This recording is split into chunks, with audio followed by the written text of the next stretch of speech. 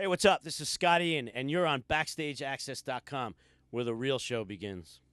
You took me on a bus and you got me home.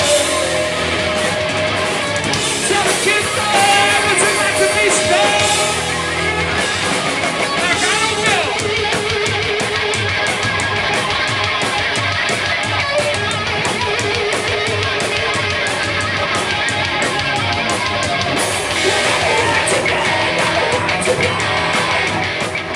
BackstageAxxess.com. We're here at the Mohawk place in Buffalo, New York, with the one and only Scott Ian of now the Damn Things and another band called Anthrax, right? Yes. These guys are playing a sold-out show. It's like an in-between date on the Jägermeister tour. How's the Jägermeister tour going? It's been a lot of fun. It's Yeah. kind of exactly what we were hoping for, getting to go out and be kind of low man on the totem pole and be able to go out there and play to a lot more people than if we were just out, trying to headline clubs every night. And it's been a great show. All that remains, and Hell Yeah, and Buck Cherry, and a lot of people coming out. And we come on stage, the places are pretty full, and you could tell people have no idea who we are in a lot of these places. And I know it because after the show, I can't tell you how many people come to me at the merch stand because we do signings every night. Right. And they're like, hey, we saw you come on stage. And I was like, what the hell is he doing here? And then, of course, by two songs in, we own the crowd. And it's just been going great for us every show. How did the band come together? Obviously, people are wondering, like you said, like why is Scott Ian with guys from Fall Out Boy, and how did this get how did this whole project come together? Joe and I, Joe Troman, one of the other guitar players, we met each other through a mutual friend about 4 or 5 years ago, I guess now, and just from us hanging out, we just one night he just showed me some ideas he had.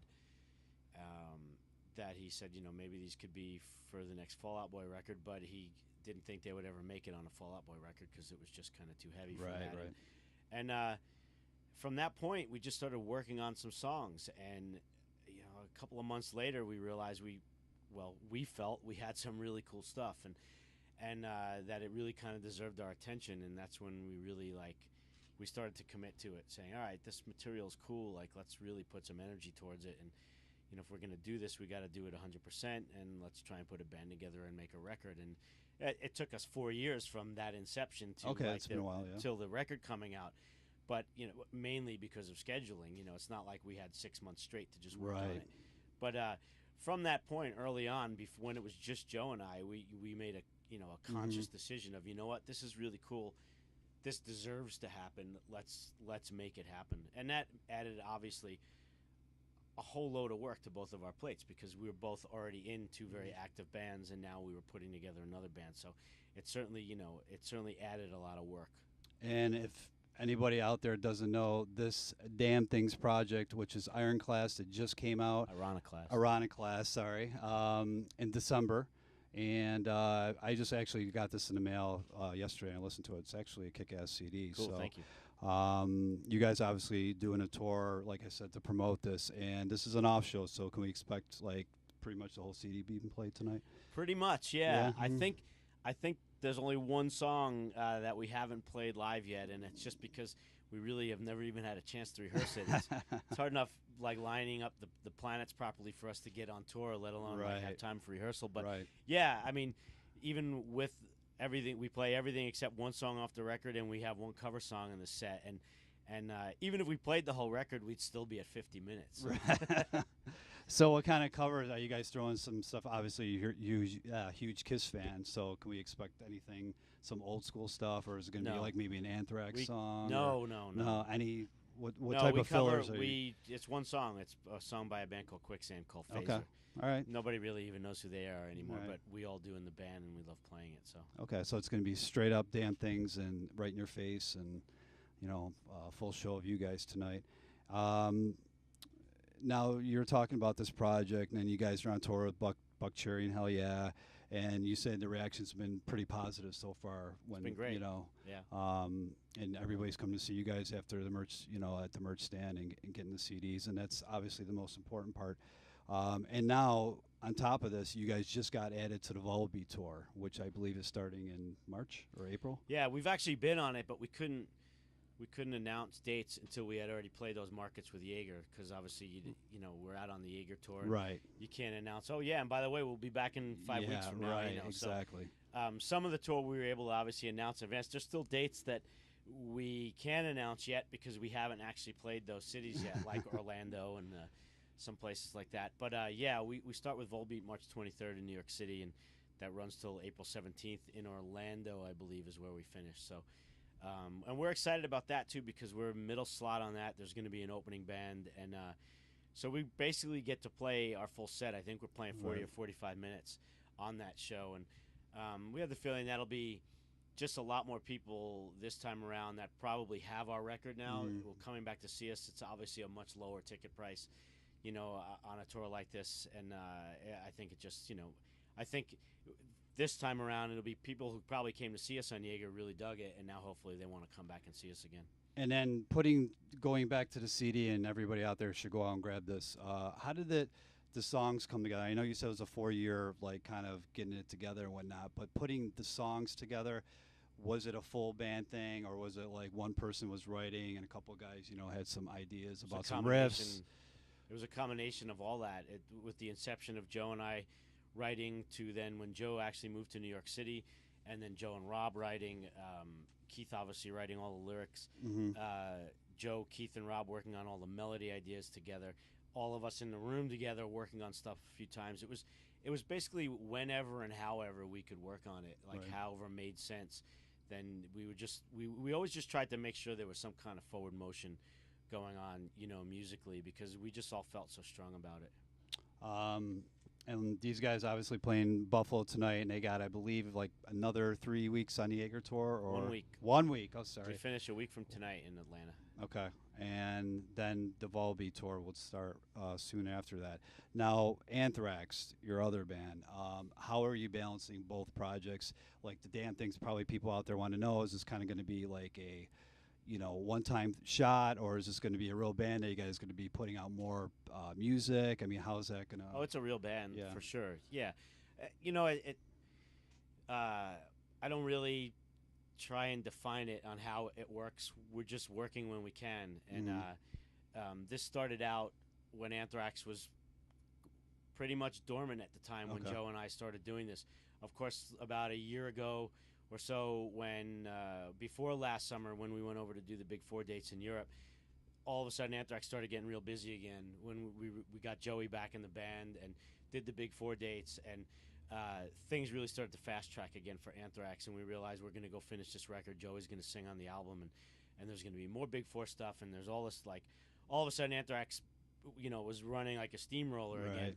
And I had this damn things going on, so it was, truthfully, it was getting pretty hectic. You know, here and there, there's a couple of times where I was like literally coming home from something with Anthrax and going right out with this, or vice versa, and it was stressing me out quite a bit. But with this year right now, other than like the one-off Big 4 show in April that we're doing, and there's a couple of other festival things that Anthrax has coming up, it's just about finishing the record, and that's, you know, mostly Joey singing on it, and so it gives me the time to go do this. But yeah, obviously the time's going to come, you know, sooner than later, where Anthrax is, you know, it's going to be my full-time thing again, as will Every Time I Die for Keith and Josh, and you know, and then I'll be out with Anthrax once the record comes out, hopefully later this year, and I'm sure it'll be a solid year of touring that, and then, you know, hopefully maybe have time for another Damn Things record.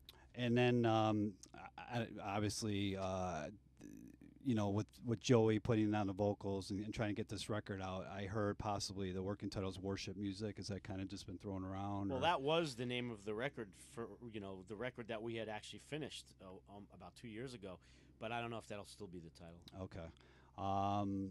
And then doing the Big 4 date in April with Metallica, Slayer, and Megadeth. Now, I know that's a one-time show right now. Fans on eBay are paying like $500 for a VIP ticket. So can you probably put their little minds at ease and say there's a possibility that more dates will pop up, so they don't have to spend all their money on crazy amount of money on VIP tickets for the show? I didn't. I had no idea there was tickets. I thought tickets were $99. There's a VIP. Yeah, there's VIP, and I guess people on. I went on eBay last night just to check this, and it is confirmed if you go on there, there's tickets for $500 for VIP. Wow. Well, I mean, the best thing I could say is all the guys in all the bands really love doing this, and I think that's the key right there. If the bands want to do it, it seems to me it's pretty safe to say that there will be more. I mean, look, we're doing 4 or 5 more shows in Europe in July, so there's no reason why there wouldn't be more shows in the United States, although a lot of these decisions are made way over my head. Right. So, people were all bummed out that right now that's the only date is the date in Southern California, and, hitting us up about that, but we're not the ones putting this tour together. I think it's kind of obvious who's Lars, steering the James, ship. So, and that's the way it should be. People, look, I've always been a very big believer in being happy with what you have and not angry at what you don't have. So right now it's awesome that there's the one show in Southern California, and I, as a fan of this whole thing, can only hope it turns into a full-blown tour or whatever it turns into, but at least more shows in the States. Of course we want it to happen.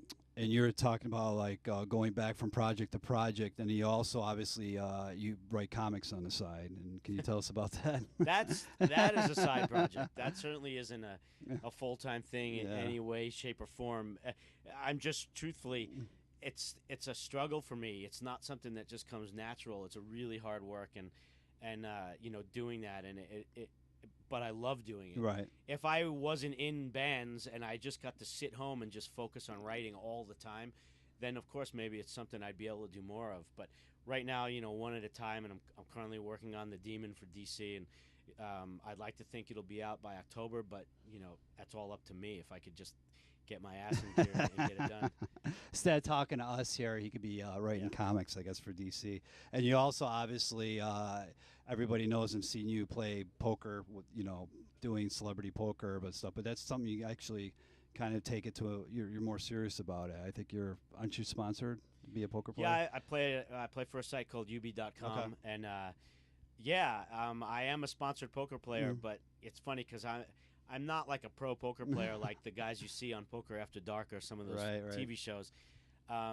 Although I have no problem sitting down and playing with anybody. I have no fear at the table.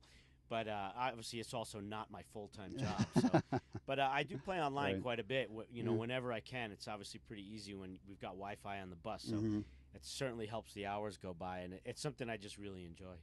And for the people out there, you might not know, but Scott's married to Pearl, who happens to be a daughter of a famous musician, Meatloaf.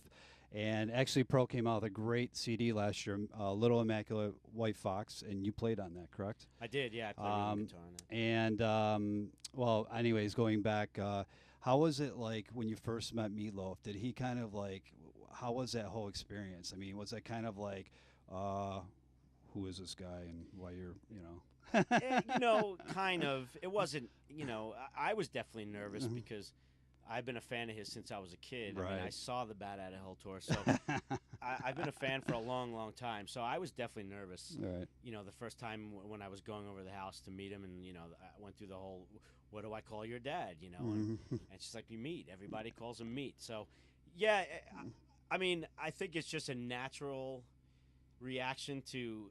If you were any dad seeing your daughter date this guy walking into your house, like this weird, bald, bearded, tattooed dude comes walking in, and like I'm the guy that's dating your daughter. Right. If I was the dad, I would probably be a little like, huh? But no, it was we get along great, and outside of just the initial, probably like, really, that's who you're going out with? Once we got past that, it's been great. He's a welcome member of the family now. He could call him the loaf, right? No, no, the meat, still meat? All right. In 2011, tell the fans out there at BackstageAxxess, what can they expect from Scotty? You'll probably be seeing a lot of my face in 2011 because between Anthrax and the Damn Things, it's pretty much nonstop all year. So please don't get sick of me. I'm trying my best. Check Scott on the road. He is going to be obviously playing tonight in Buffalo at the Damn Things, another week on the Jägermeister tour, and then soon out with Volbeat. and then Anthrax, and who knows after that? You might see him on TV late night playing poker, right? Possibly. I hope so. Scott, thanks for taking the time to talk to us today, Cheers, man. I thank you. appreciate it, man. Right on.